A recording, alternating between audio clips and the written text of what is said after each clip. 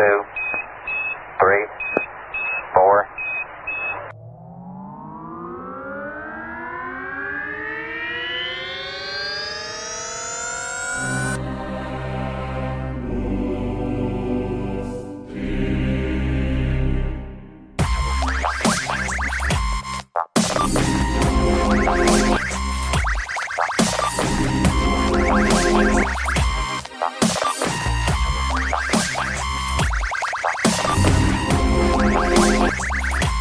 Tranquility Base here. The Eagle has landed.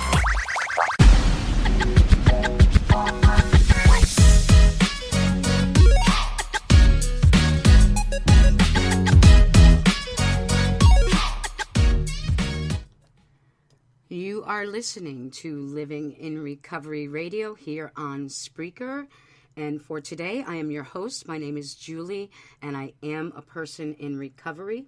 If you're just tuning into us, make sure you look back. We just launched this podcast a couple of weeks ago. We had a couple of great guests, and I'm very excited about the guest that we have on today, who is a personal friend of mine.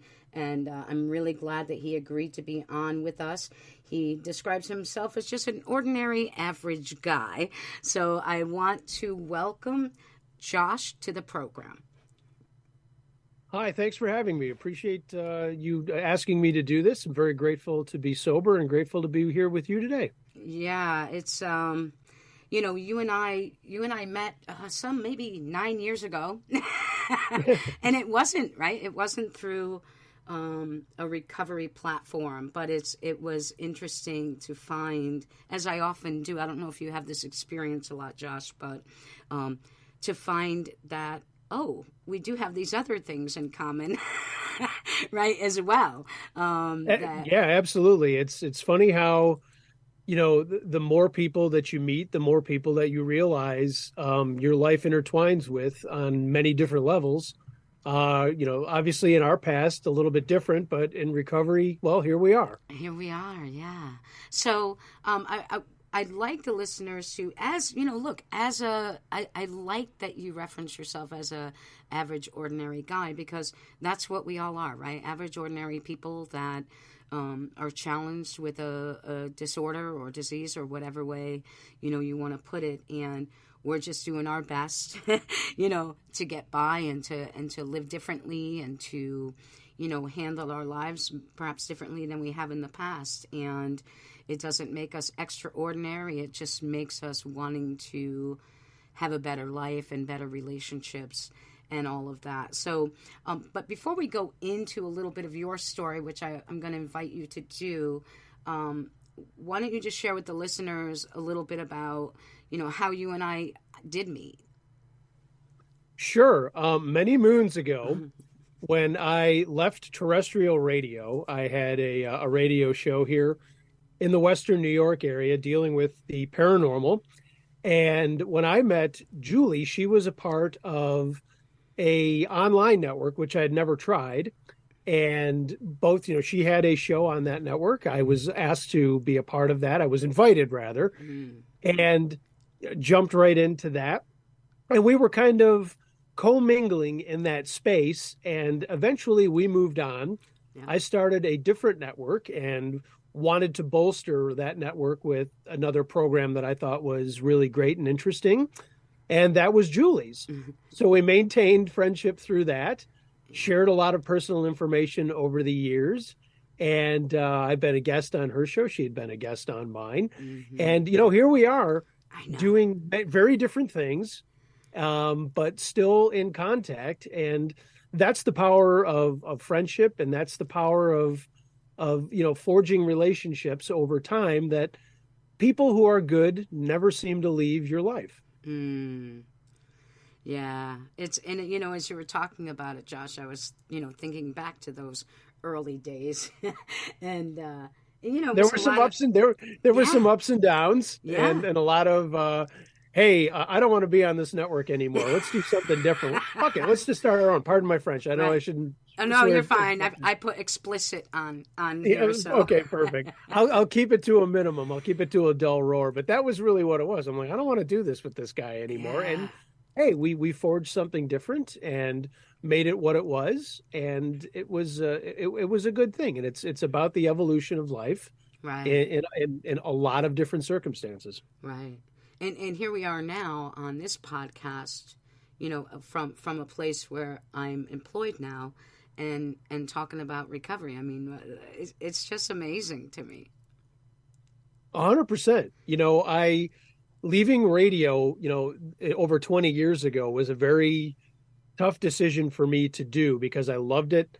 That's what I went to college for. I mean, even when I was a little kid, I would do, fake little talk shows with my stuffed animals. I mean, it was a passion of mine, right? Right.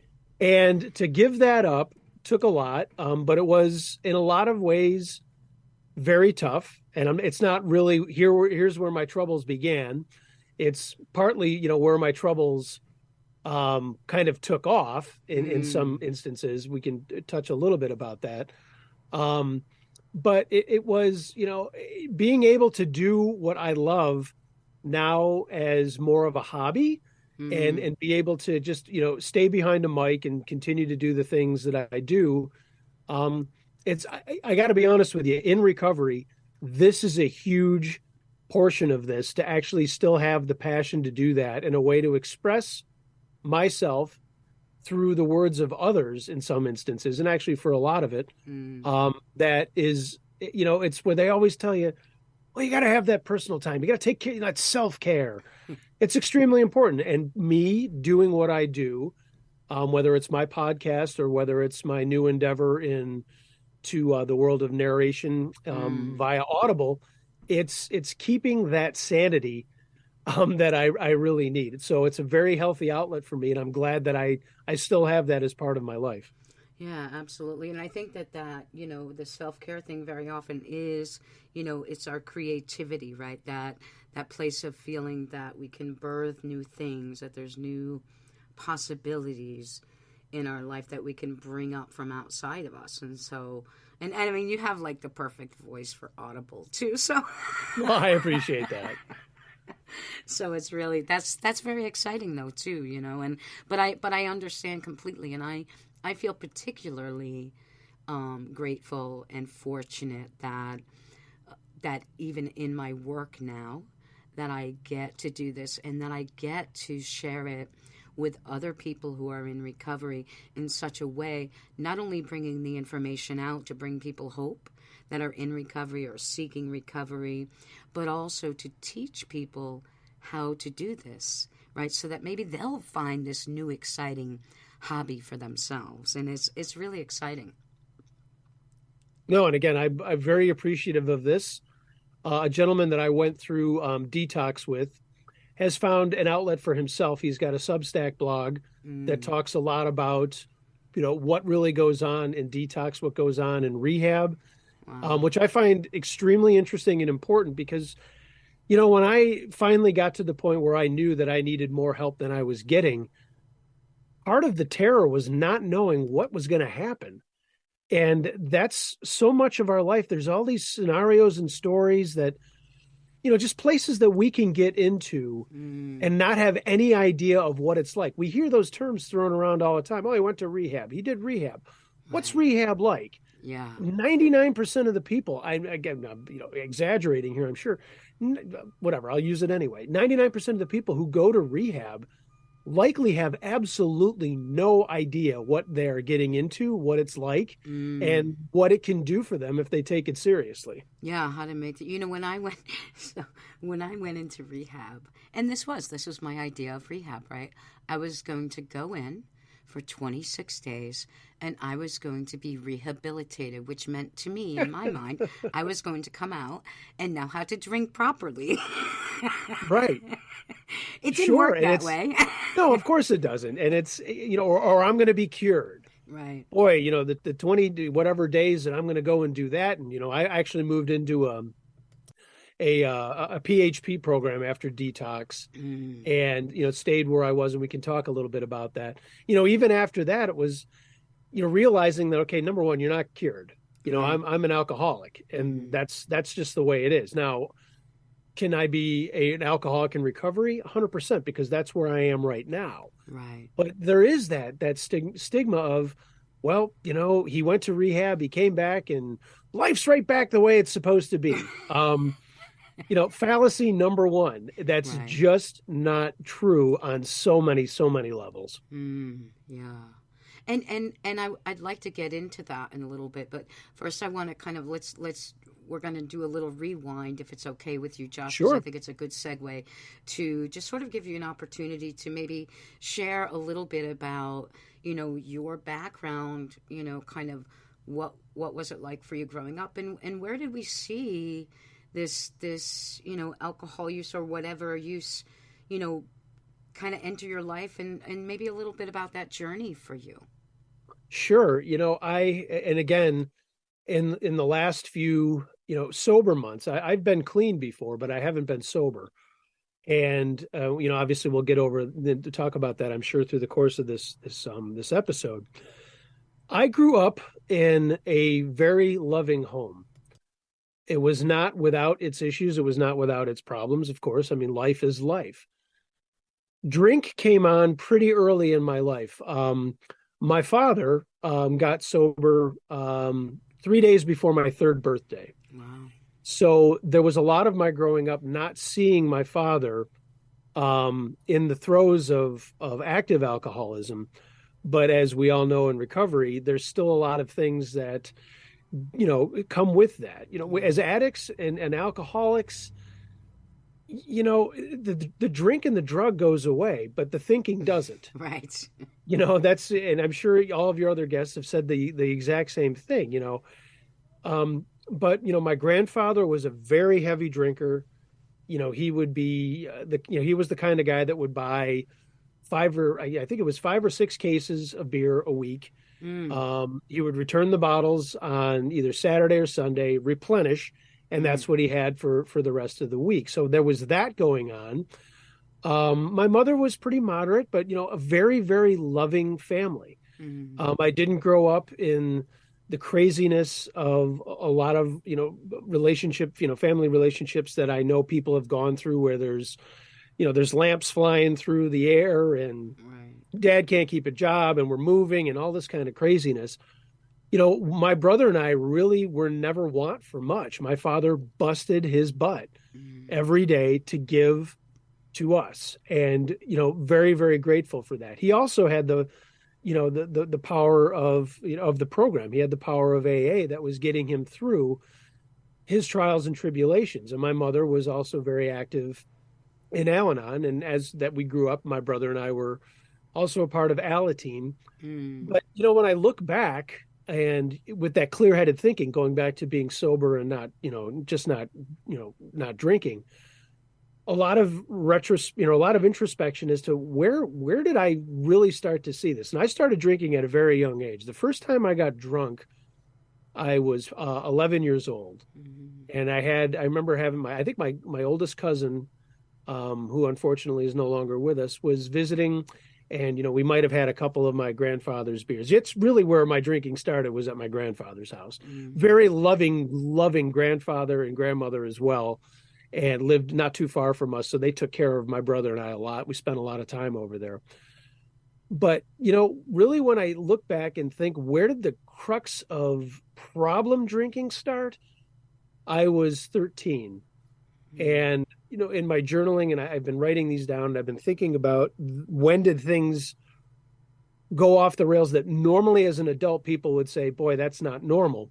Because as alcoholics, we're not normal. We don't think, hey, I'm going to have a couple of beers and enjoy the game or that sort of thing. And I started to notice that at the age of 13. My brother was 3 years older than me. He was going out with his friends and didn't want to tag along, which I understand. We were staying at my grandparents' place. My grandmother was going to bingo, which I certainly wanted nothing to do with. And my grandfather was down at his local watering hole, where he would frequent and hang out and do his thing. So there I am alone in a house. And for some reason, I got the notion that, hey, there's all that beer downstairs in the basement. And I remember, well, I can sneak one. And I'm watching MTV or HBO, whatever's on. And, doing the whole thing that, in full circle, where I ended up with my drinking in a basement by myself. So so here I am at this age, pounding it, looking out the basement windows to see if my grandmother or grandfather's going to pull into the garage, and going back upstairs thinking, wow, mission accomplished. But the problem and the phenomenon set in at that age, because I thought, I'm going to have another one. Grandfather's not going to notice. And that turned probably into 3 or 4. Now, at that time, I'm 13 years old, extremely athletic, extremely skinny. I probably weighed 115, 118 pounds. When I graduated from high school, I weighed 138 pounds at 5'10". I was a runner and an athlete, as I mentioned. And at that age, I can't imagine what that did. Yeah. It certainly made me drunk. Right. That's for sure. I remember little to nothing of the rest of the night. My brother coming back. I remember they went to see Creepshow 2 or something like that. They went to the movies, and he was trying to tell me about it. And I'm shot. I'm gone. Mm-hmm. And like I said, down the line where I ended up with my drinking isolated in a basement, it's kind of interesting to look back to say, well, that's exactly how you started all this. Yeah. And just think of like a child, really, right? Like at the time, I feel absolutely grown. I was around the same age when I, had my first intoxication and threw up everywhere and thought it was the best night of my life. But think of that age and that, like you have a daughter, think about when she gets to be that age, like just imagining, like you said, what does it do to the brain cells, right? And also to just even think, like, I think I'll sit down here all by myself and drink a bunch of alcohol. Yeah. Right? And wanting more. Yeah. Already at that age, and I didn't drink constantly through, my middle school, high school, and I smoked a little weed, dropped some acid here and there. But it wasn't like an every weekend or that kind of thing that came to be. But what would always happen with me was I was always worried about the alcohol running out. Is the keg going to be kicked? I remember being at a party in high school, and there was one beer left, and a young lady who actually came back into my life in a different way. She ended up being a neighbor of mine. I remember she took that beer. I'll never forget it. And that's how messed up we are as alcoholics. I can still remember this. And she had it, and she kicked it over, and it spilled. And I, in my head, went apeshit. Yeah. And I'll never forget that feeling of that is not normal, to be that angry or to be that worried about that could have been mine. And that right there is the crux of my alcoholism, self-centeredness. Right. Self-involved, all about me. God damn it, that was my beer. And that sprouts into all other aspects of life, unfortunately, where you realize that it's the booze is a serious problem, but the problem really is me. Right. And when you start to see that grow into everything else in your life, and the booze is taken over, I realize now, looking back, that all the signs were there, right? I've got a father who is clean. He's got a great job. We've got a summer place at a lake. He's buying a new boat for us, all this great stuff. And seeing him in his program, watching it work. And as I got older and older and older and started to see myself, still doing the thing, I go to college, I get a job at a bar at college as a DJ, right? And that, you watch, right. And then, I watch the evolution of that. I'm hired to work Thursdays and Saturdays at this place, or if I have to fill in on Wednesday or Friday for my buddy, who's the other DJ. But then that turns into, hey, we're going to have a live blues night on Sunday. Can you run lights and spin tunes in between sets? Of course. Sunday night. Why not? Right. Well, Tuesday night's pool tournament night. Well, I'd like to play pool, so I'm going to do that. Wednesday night's quad night. So if I'm not working, then it's 4 for 1. Everybody loved quad. Okay, so I'll go to that. Thursday night I'm working. Friday night with my friends. Saturday night working, and boy, we're back to Sunday again. Yeah. And Monday night I treated myself. One of my closest friends to this day, who is one of the only people I actually told that I was going to rehab. He and I would get together at his house and split a 12-pack of Michael Shays. High rolling, right? Oh my gosh, we're spending money on Michael Shays. The champagne of beers. Well, that's Miller, but So my girlfriend at the time had some kind of event every Monday night, so she wasn't there. Choir practice or something. So now I look back at that as an adult going, okay, Sunday, Monday, Tuesday, probably Wednesday for sure, Thursday for sure, Friday for sure, Saturday for sure. Yeah. Booze is now a part of my life. Yeah. This is what I do. And even after graduation, I loved, looking forward to going out. I had my jobs and I would do what I had to do. I worked construction right out of college and just got into radio doing that part-time. But still always waiting and loving the fact that, hey, now I can go out and drink, or I can go get a six, or do whatever it is that I want to do whenever I want to. Oh boy, what a delicious way to live life. Right. And, a lot of other things that went into that. I continued, my being an athlete. I raced mountain bikes for a long time after I quit skateboarding. Let's get into something else unbelievably dangerous. Right. And, why not? And so there I am doing all that unbelievably dangerous sport. And afterwards, unbelievably dangerous habit. But always seemed to be able to maintain. When I went to detox, and we haven't even talked about that yet, one of the techs, Big John, was a wonderful guy. We were out sitting around one night, just shooting the breeze after all of our clinicals were done, and we did our AA or NA meeting for the night, and just sitting around. And he came over, and we were all talking, and I was talking about, I've got my job to go back to, which unfortunately went away when I came home from rehab. Hard to believe. But I said, he goes, "Oh, you're a functional alcoholic." And I thought about that. And I'm like, well, not so much, but yeah, do I show up at work and do I do what I have to do at a bare minimum? And he said, yeah, you're the biggest pain in the ass there is. He says, you been arrested? No. You got a DUI? No. Has your wife asked you to leave? No. Right. Oh, so you're just one of those assholes. You're one of those guys that we have to deal with that is faking it and making it. And from my perspective, that was a huge problem because I always justified everything because, well, look at me. I still get a paycheck. I'm still doing this. I'm still winning awards, blah, blah, blah, blah, blah. But the fact of the matter is I am in so much pain. I have a gorgeous, unbelievably, devastatingly beautiful bride. I have a wonderful little girl. And here I am hiding it from everybody, lying to everybody now at this point. Well into my 40s, right?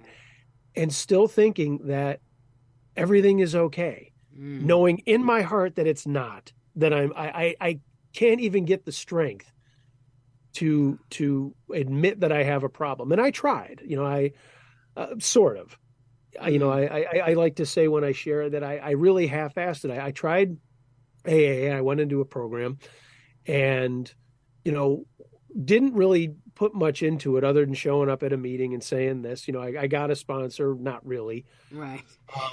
He unfortunately was also struggling with his demons. He went back out and I didn't know. And then I saw that and I'm like, oh, wait a minute, you went back out. F this program doesn't work. Screw this. Right. Not even thinking about how it worked for someone as close to me as my father was. Yeah. And again, going back into the self-centered, blaming everybody else. It's his fault for doing that. He lied to me. Right. I'm going to do this on my own. So I did. I white knuckled for 2 years, and then slowly it came back. And one thing that I was always told was that every time you go out, every time you go back, it's going to get worse. Not me. I got this by the ass.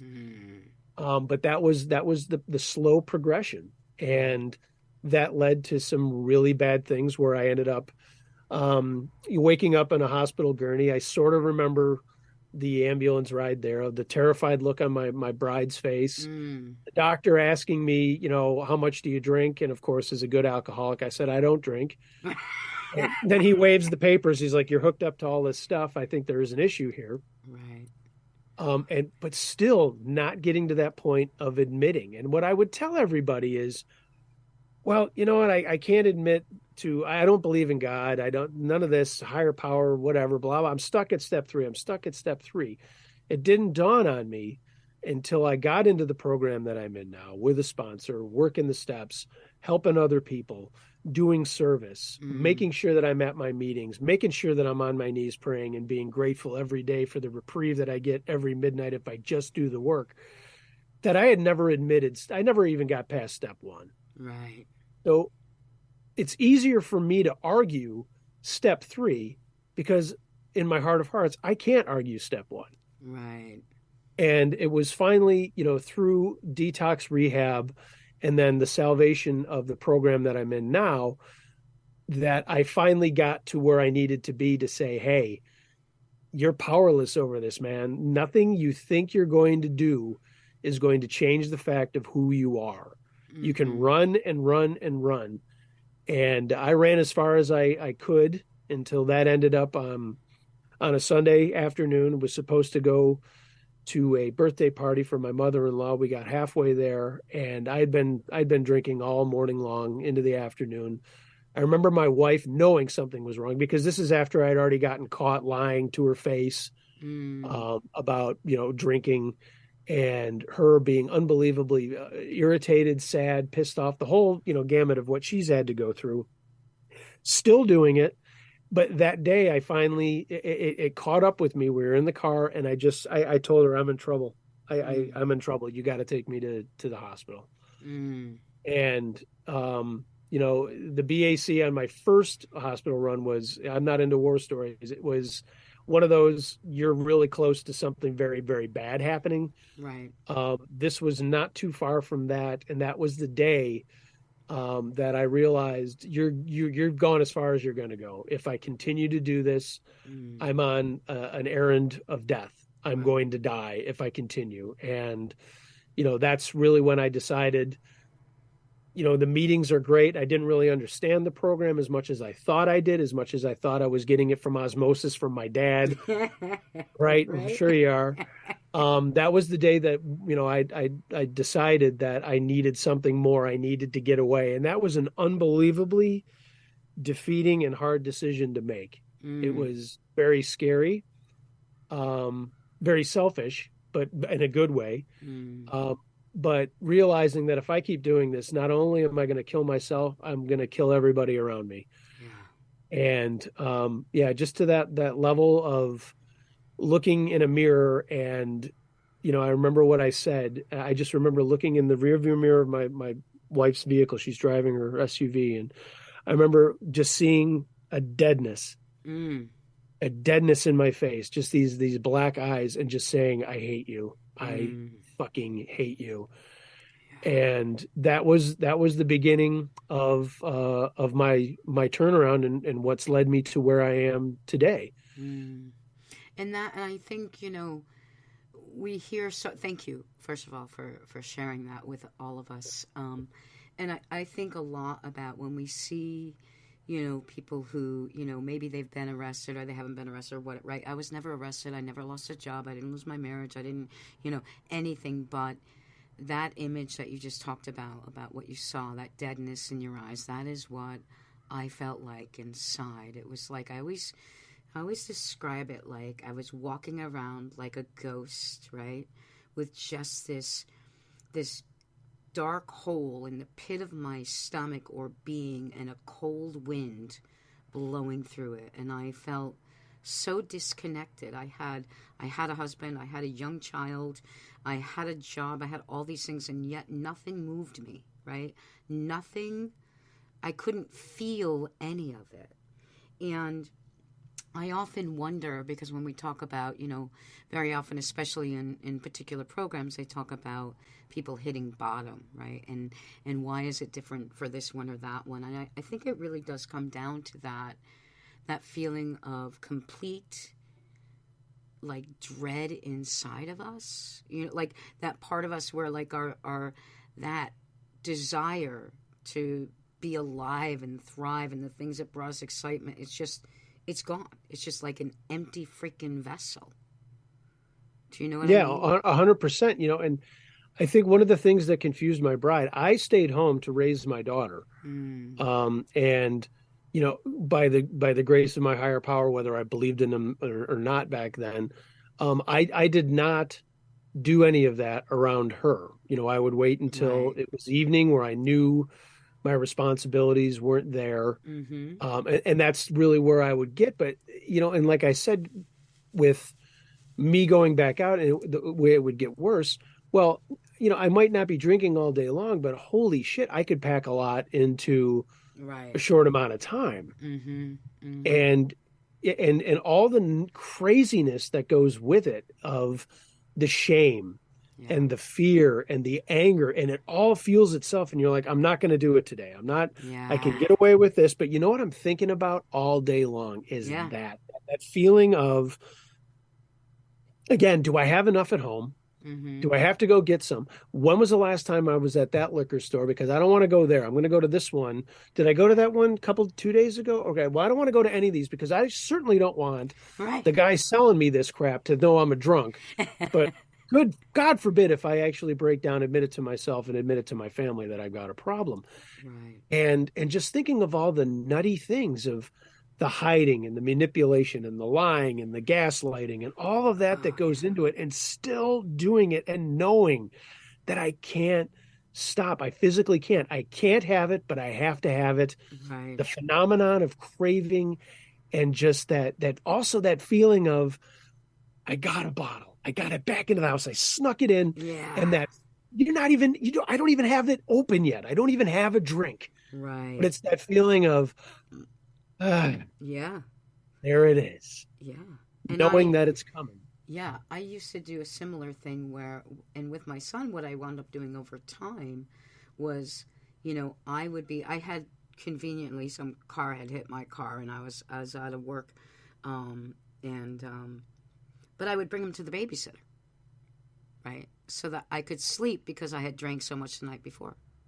So I could say, yeah, I'm not drinking while I'm caring for my son, but the effects of my drinking and mixing dry goods with it that I'd gotten from the doctor for my quote-unquote injury, right, took so much out of me that I couldn't focus or I'd get irritated. So I'd just bring him to the babysitter and be like, oh, my neck is hurting so much.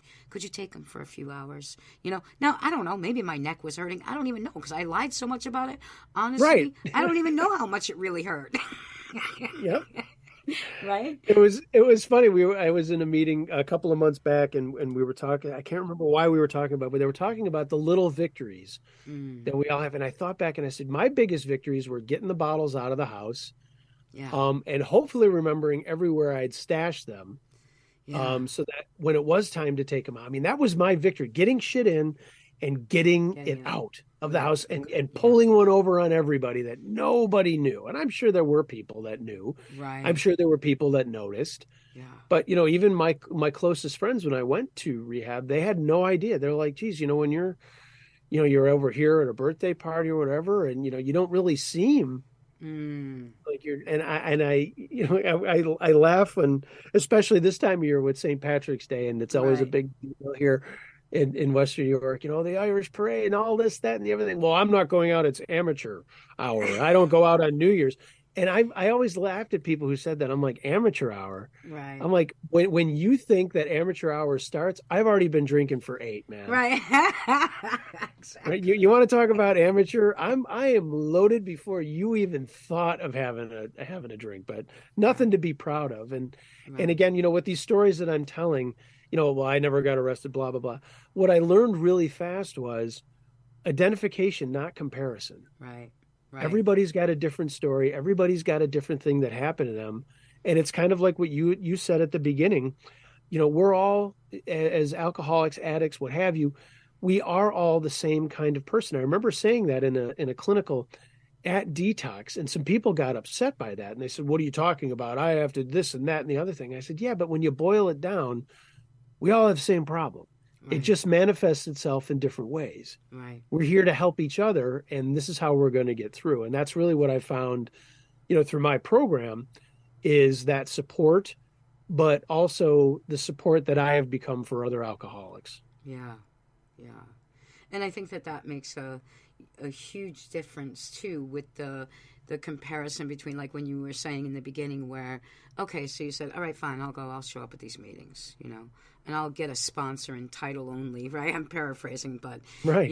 But I'm not going to apply myself to the work of it. I'm not gonna dig in. This way I can just be like, I don't know, I tried that. I went to meetings, but look, that shit doesn't work, right? So, Mm-hmm. and again, I mean, I'm not saying necessarily, I mean, obviously for you and certainly for me in my early, recovery, those meetings were, do work. I mean, there are other pathways that work for other people, and we certainly, as far as I'm concerned, whatever gets you there, I don't really care, right? I just want you to live, right? And there's a multitude of different ways. But for me, I had to do it that way, right? Because it just made the most sense, and people were there. They were there to help me. They were there to, do service work and to say, hey, it's okay, to say, come on, we're going for coffee, come with us. They never really said, would you like to? They just kind of told me I was. Oh yeah. Yeah, when Right? I found, when I found my home group, when I got out of rehab, I'd put myself in an extended outpatient program as part of the agreement with my wife that I was going to continue to do those things.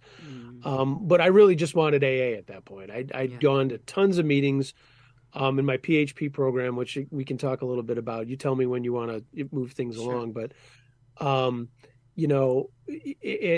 I needed AA. But when I asked my sponsor, my father, I knew all my father's sponsors. They were all hard asses. One actually came into my life the first time I tried AA, and he said something to me that was really great that I still remember today. I'll share that later. But they were all hard asses. They were the guys that would, and there's still some of them around, which I super appreciate, but they were the guys that would look you right in the eye and say, you're wasting my time. What are you doing here? Right. Take the money out of the basket, go get drunk. Go get drunk. All you're doing exactly. Yep. Right. Just get out of here. Why are you here? There are those guys that are still out there, very appreciative. I found my sponsor, and he's a wonderful, wonderful guy. I would not be following my program if it weren't for him, for sure. But he didn't say, okay, we're going to jump in, get in a big book and this, that, and the other thing. He said, all right, call me tomorrow. I said, okay. So I called, and he said, he asked me to say, did you drink? No. Did you pray? Yeah. Did you pray on your knees? And the first day I said, yeah. Or I said, no. I said, no. He says, I want you to pray on your knees. You roll out of bed, pray on your knees. I said, okay. And they said, call me tomorrow. So I called him the next day, and he said, the same thing. Did you drink? No. All right, good. Did you pray on your knees? And I said, yeah. And he doesn't, without missing a beat, he says, you sure? Yeah. And of course I hadn't. And I'm like, oh, okay, fuck this guy. He's already calling me out on my bullshit. I'm like, all right, this is good. This is where I need to be. And that went on for almost 2 weeks, where it was just calling him every day, before I think he wanted to see in me that there was a desire to, number one, surrender, and a desire to be willing to work the program. And those are the two things that I say to everybody as the suggestion. But when you kind of brought that up, I need to be told what to do, especially in instances like this. Given my own way of that I've always done things, I will find every way to sneak, cheat, do all those other things. And I'm learning a different way to do things. But part of that is, here it is in the first 168 pages of the book. This is how it works. I mean, for crying out loud, this is how it works. And this is what you need to do. These are the suggestions, but this is how you will get what you are so looking for. And it's an ongoing process that lasts for the rest of your life. This is not something that's going to be, we talked about at the beginning of the episode. You're not fixed, right? But it's, if you put the work in, and this is what I tell a lot of folks who are new, or I talk to some other guys that might reach out to me that are struggling. Not that I don't struggle, but I have to remind myself, it's not enough to want it. You have to work. If you work the program, it works. Right. It just does. Right. And that's really where I'm at, and on a day-to-day basis. And if I do my work, if I take my inventory every night, if I look back at the day and I start my day fresh every day, and I go and do the things that I do that I need to do, if I am impeccable with my word, if I follow through, I know that at midnight I've got another shot at it. Yeah. And that's really the way that I have to live. And I can catch myself every single time if I'm missing a meeting here or there, if I'm not praying, if I'm getting away from reaching out to other guys or taking that text or that phone call. I'll do my inventory, and I realize my thinking changed. And I can see, okay, there's a bullshit argument with that person. You had a disagreement with your bride. Okay. Why was all of a sudden my head all over the place? Well, you didn't do what you're supposed to do. Right. And so, and again, like you said, I know people who are sober that have, did it on their own, and that's Mm-hmm. awesome. More power to them. They're beautiful people. I'm glad they're still in my life. But for me, I need that kind of structure, that kind of suggestion to be Mm-hmm. made, or I fall apart. Yeah, and I certainly was just so filled with. I mean, oh God, just I can't even imagine where I would be if I didn't have those people in my life that said, "Hey, we're going to this diner. We'll see you there."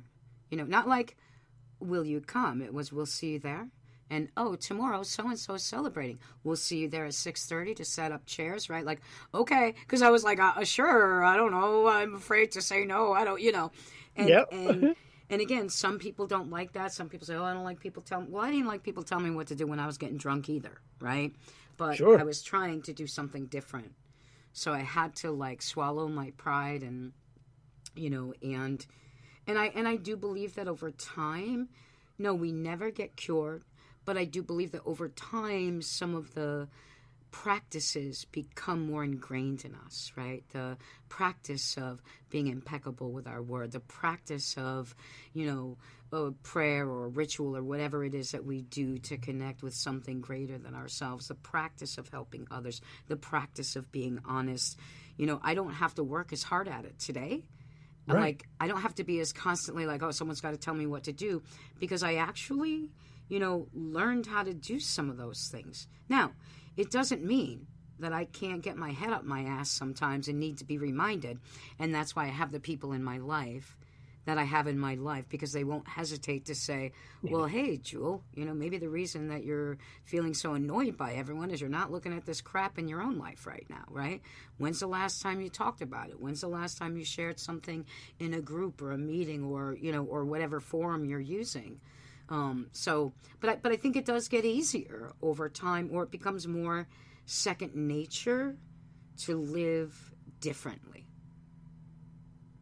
Yeah, it's funny when you say that. It's I've talked to my sponsor about that, and he'll I think one time he finally said, well, does this get easier over time? And he says, in your case, no. And it's like, okay, stop getting ahead of yourself, get out of your head, Right. and don't. And like a good drunk, when you start at 1, I'm already looking at 9. Right. And he's Right. like, "Hey, whoa, get back here! Yeah. I'm reeling you in." And it's funny when you think about, well, the slogans are, one day at a time is such a wonderful slogan, and let go, let God. I mean, they're all great. And the one that I've always had an issue with is think, because that, Mm-hmm. I look at that and I go, well, me thinking is why I'm here. I didn't Right. want to be an alcoholic, but me and my piss poor way of thinking is why I have to do things the way that I have to do things. And a great speaker when I was a kid, I heard him say it. He said, think. And part of his lead was, well, they said think, but my sponsor said, don't ever do that. I'll call you and tell you when you can think. Right. We were just talking about that this morning. So we do like a morning musings on our Facebook page on for Living in Recovery, and we were just talking about, when I first came around, back when people were really tough, and I would go into a meeting and I'd be like, oh, they have all their little slogans up, but why does someone keep putting that think sign upside down? Let me go fix it because I want to help out, And then I'd turn around and be upside down again. And finally, one day someone was like, well, we do that to remind those of you that are new, like you, like, don't think yet. You can't think. You let us think for you. We'll tell you when you can think for yourself. Yeah, because I can get myself in a whole lot of trouble the minute that I start thinking on my own. And that's part of, the transformation that I really solidified with my step 3 work, but that I did find in detox. And, I'll backtrack a little bit. My journey to detox, I had to detox to get into a program where I live. And the only place that you could really do that was a facility that was full. Wow. At the time. And I'm like, well, I can't wait. Like this just, I've got to do something now. And, some of the places that were open, were open for business. I mean, this is at the tail end of COVID too. Right. So they weren't accepting blah, blah, blah, this, that. And I ended up calling all kinds of places out of state. They take insurance, these places don't. And finally got hooked up with a place in Boca Raton, which is where I ended up going. Wow. And the process of that was not, here I am, I'm terrified. I've got a 3-year-old little girl who's not going to understand where dad is. Right. She's going to be totally confused. My wife is terrified. She's pissed off.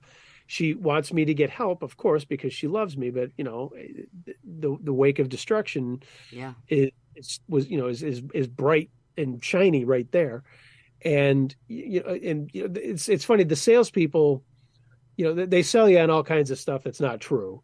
There's this, that, and the other. You're near the beach, and I'm like, you're not seeing the beach, guys. Right. You're not going to a fucking You're weight shaking room. and baking, man. Right. This isn't your Betty Ford. This isn't the $50,000. You got your own room service and all that. Yes. Hey, God love you if you can afford it. That's awesome. Right. And he would call all the time, and I remember, I'm in this state where I don't know what I'm doing. I'm still angry, and I'm still just a mess. And this guy is calling every 10, 15 minutes, it seemed like. Text, call, you ready? You going? We got the plane. You got blah, blah, blah, all the way up until the plane's taken off. I'm like, guy, I'm trying to say goodbye to my bride and my daughter. It's like if there was a window, I just wanted to rip it out of a wall and smash it over. Just leave me the fuck alone. I'm getting on this plane, dude. Yeah. Now I'm angry. Now all of a sudden this fear is coupled with that. But I got there, and you go through all the intake, and that's always a fun process for no one who's been through it.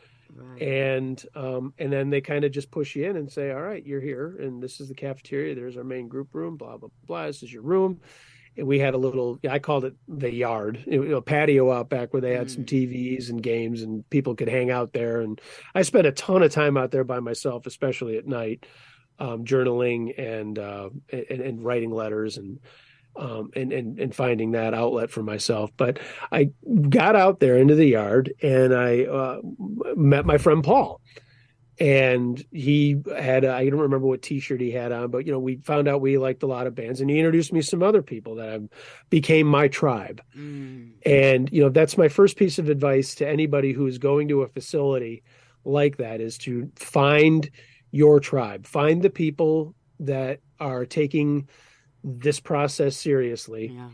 Because there's a lot of people in those places that aren't. Right. And I saw a lot of crazy stuff happening on my way out to my PHP program, where it was just, I'm like, why are you even here? This isn't a vacation. And if it is, you got bigger fucking problems than alcohol or drugs. Right. If you think sitting in here in a place that you can't leave, and if you do, you're out on your own without any of your stuff for 48 hours. I'm like, this isn't fun.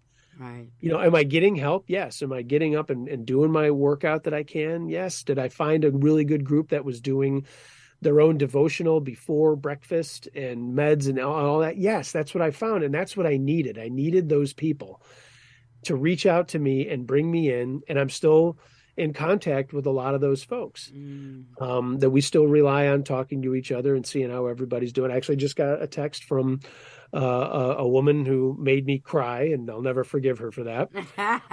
During an exercise. She made you cry? Yeah, she made me cry. That's what I told her. I'm like, you make me cry,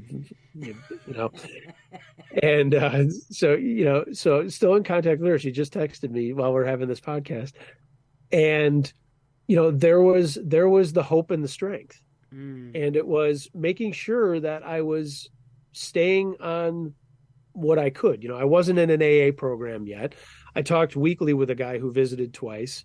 One of our techs was a guy who fought to get me into the facility for PHP that he did. Normally they would send people to a couple of other facilities.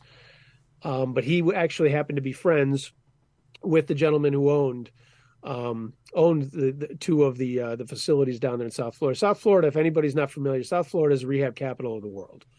And the party capital of the world. And there's a party capital. Well, there you go. You're either in rehab or you're partying. Right. There's a treatment facility every 50 yards, it seems. And the actual the person who was chair of his AA group was a gentleman who owned these places.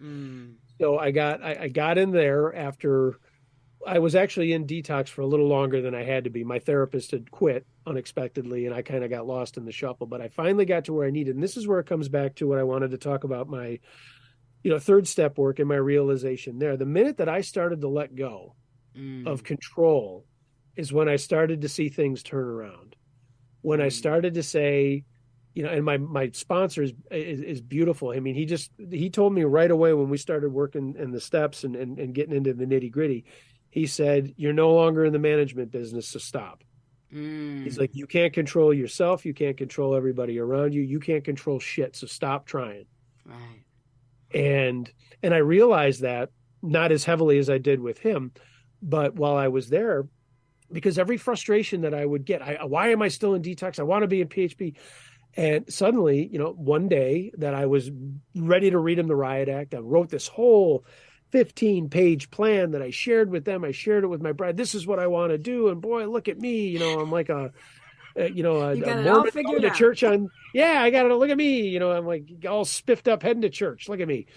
And, but not realizing, okay, you're still here for a reason. You're going to move on. And then that day, I got called down by the guy who ran the place, and he said, "You're out of here tonight." And I was like, "Oh, okay." And he's like, I know this is fast. This is not the way that we were, working this, but you have shown that you no longer need to be here. You got it. We got you a room. You're going. And so I got to the place, and it was great. I have no problems with with that program, but what I started to realize is that, I've lived in this wonderful house with a bunch of other guys who are great guys, almost all of them. One guy we're not going to talk about. We had our own pool, blah, blah, blah, but we only went to one AA meeting at night and one AA or NA meeting a week. And other than that, we didn't really have the option of leaving the house. They would have, they'd go to the movies on the weekends or go to the beach, something like that.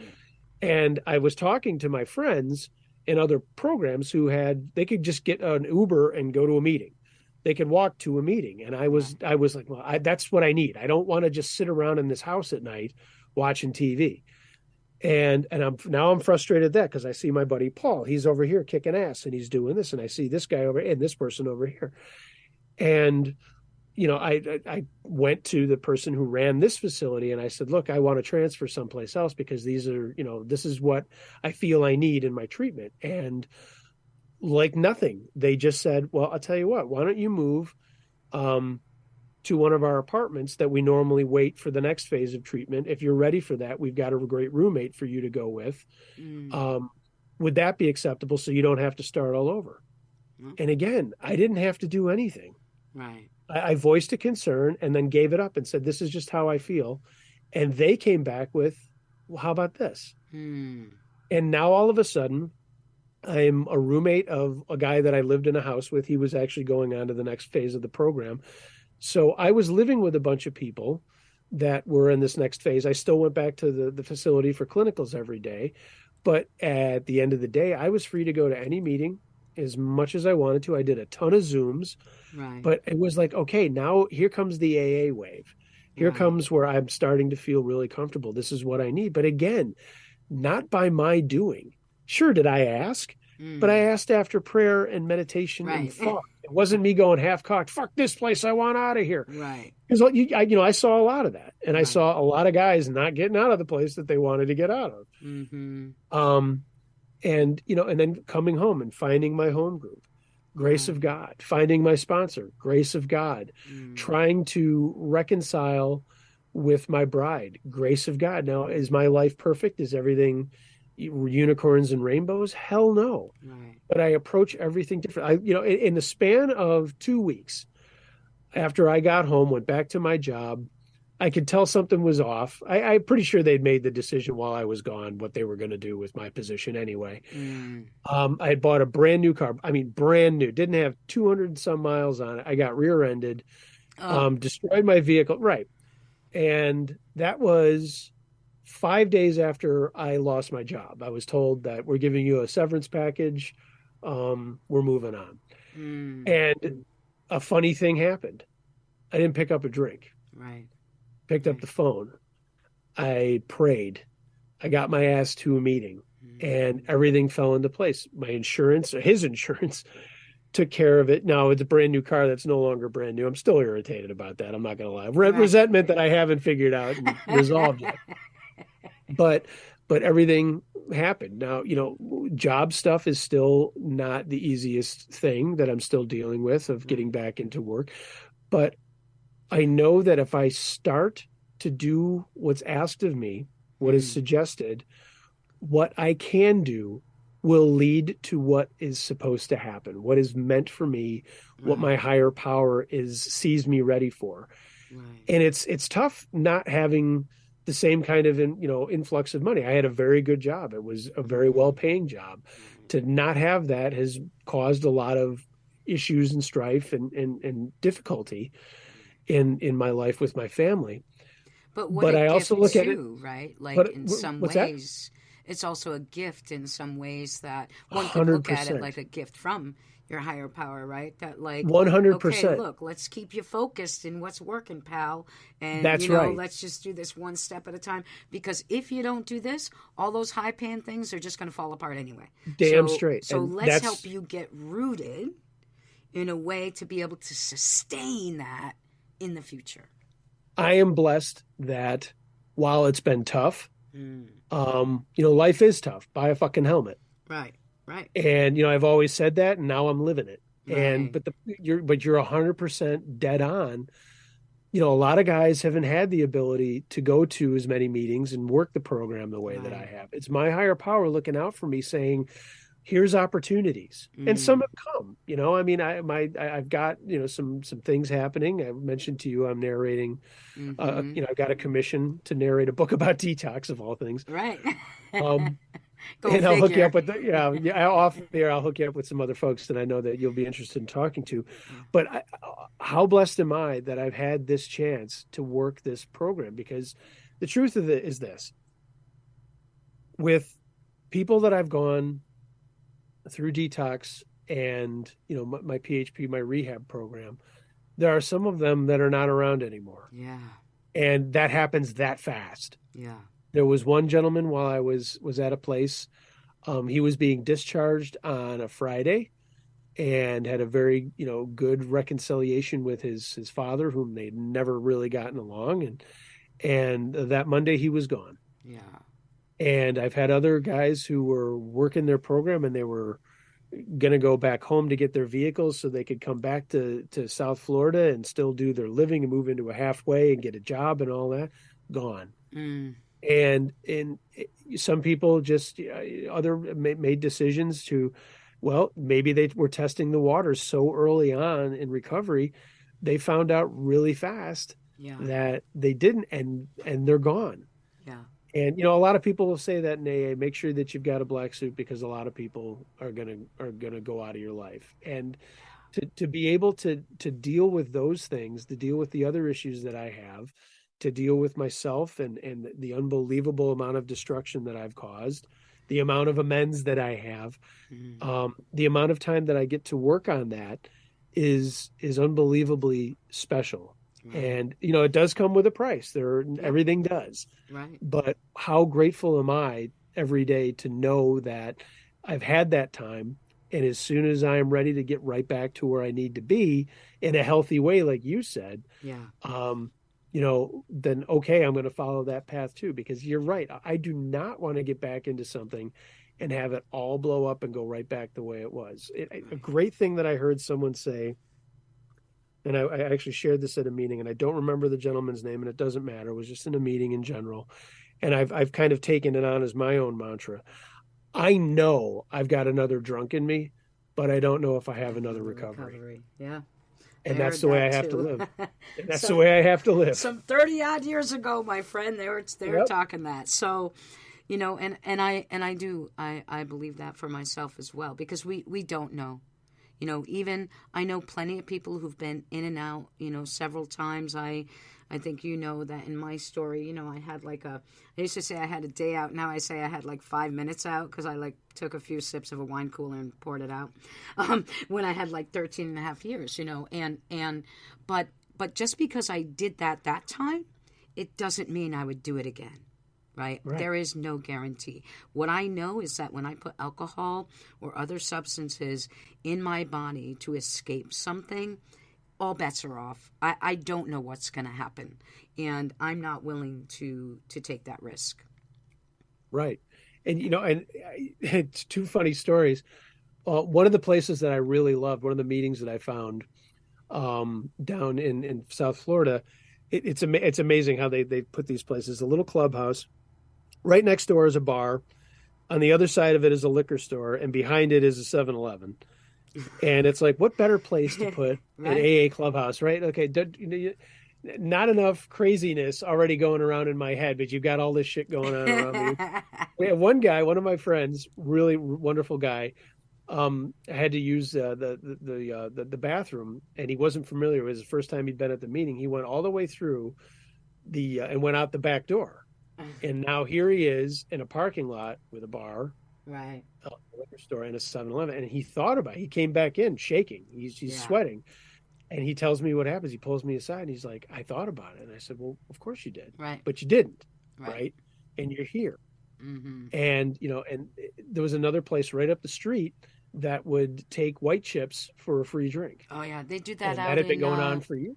They do that out in Utica too. There's a place right outside of, I don't know if you're familiar with McPike. I don't even know if McPike is open anymore, but back in the day when I lived in the Albany area and worked in treatment there, people would tell us there was a bar right across the street from McPike ATC, which was Addiction Treatment Center, and they would take your completion chip and give you a free drink for it. Yeah.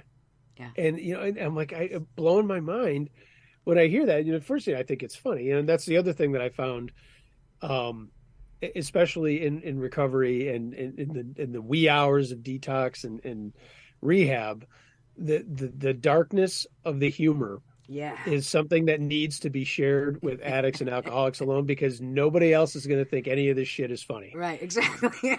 We're laughing about it because, it probably has nothing to do with the thing or person we destroyed, Right. which is not always about them. Right. But the gallows humor is something else. But, Mm-hmm. but, other guys that I've seen, come and go in my short time in the program, because I am by no means a long timer or anything like that. Right. Well, they'll, I went back out, and I will always say, so you're Right. here. Right. You are here right now. And that's Right. all. Stop worrying. Your feet need to be in today in this Right. room. And that's why you're here. And Don't worry about what you did yesterday. Right. Worry about what you're going to do for Today. the next few hours until it's tomorrow. And now you can worry about tomorrow. Right.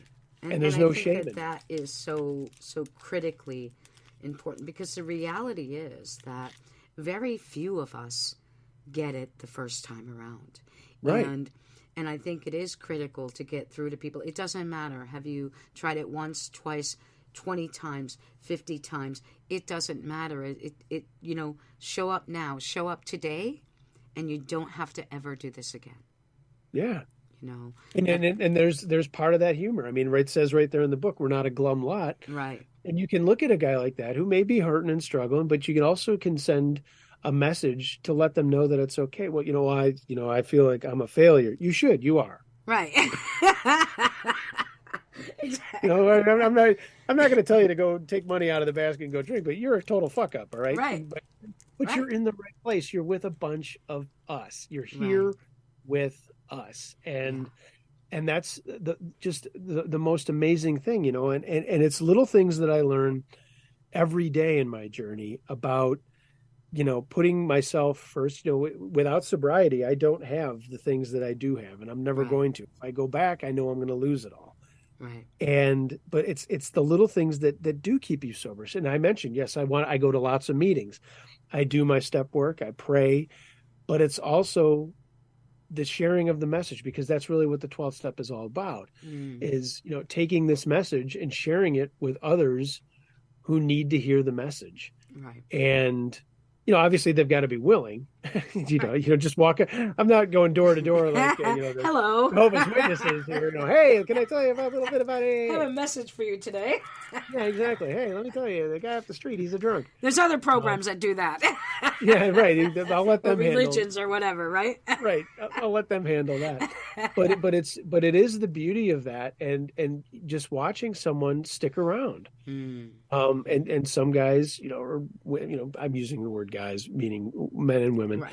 who come and go, and waiting and hoping and praying that they will find where they want to be, and if that is in the confines of that AA meeting or wherever else, it's a beautiful, beautiful thing to see someone say, okay, I want this. But then again, I come right back with, I've already said it here.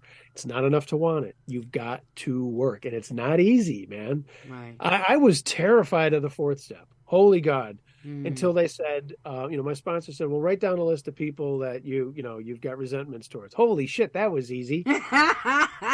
Yeah, I can spend is there a limit? That's Right. what my first response.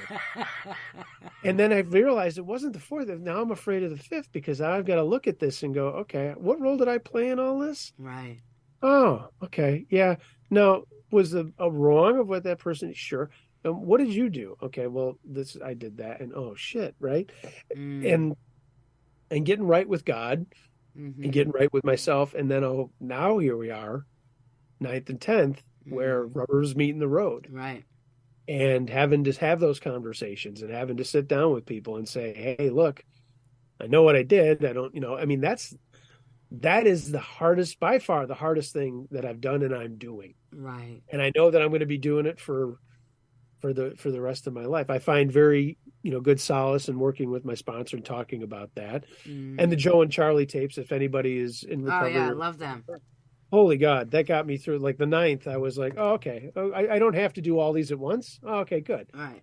Right. Because I've got I'm doing it pile. I can do it. And then no fucking way am I doing it pile. Right. And then when you've gone through all those, then my experience anyway is all of a sudden out of nowhere you think, oh crap, there's a person I just ran into. Oh wait, I owe them an amends. I mean, I wasn't even clear enough at the time to know, because sometimes again, when you get past that, right, that's why we have 10, continue to take personal inventory, right? Like, it's like, oh, there's things that I forgot about, or I wasn't clear-minded enough when I did my 4th and 5th step, right, to remember. And then it's like, oh crap, that was messed up too. Oh, here, I have this opportunity. Let me broach this with someone, and it's a beautiful thing to be able to do. And I'm noticing as we're talking that, like, because we talk so well, Josh, that we are we're kind of at time here. So sure.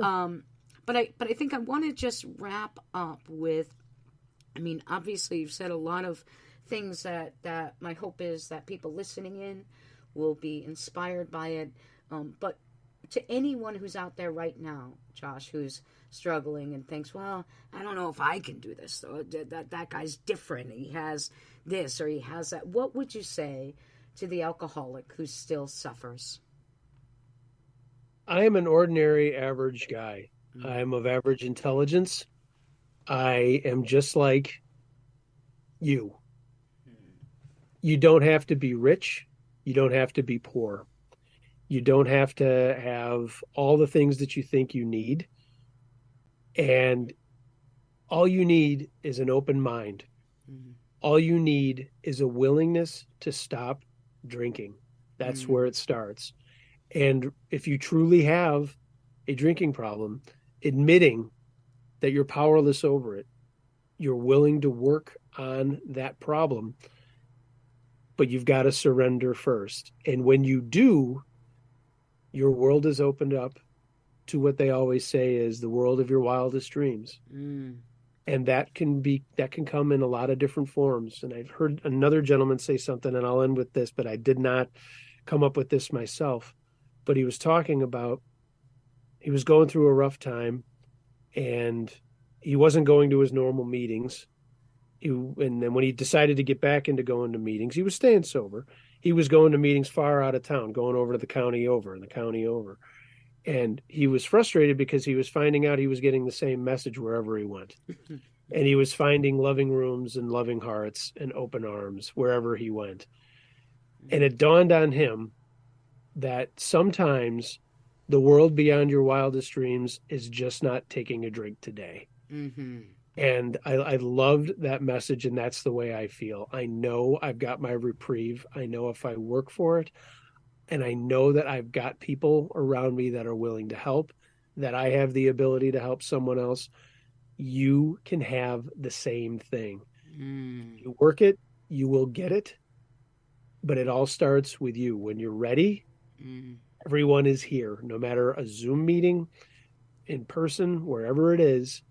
When you're ready to admit that you've got a problem that you need help with, there comes the hope. Yes, thank you. Thank you. And that's Josh G, everybody. Josh, thank you so much for spending the time with me here today, brother.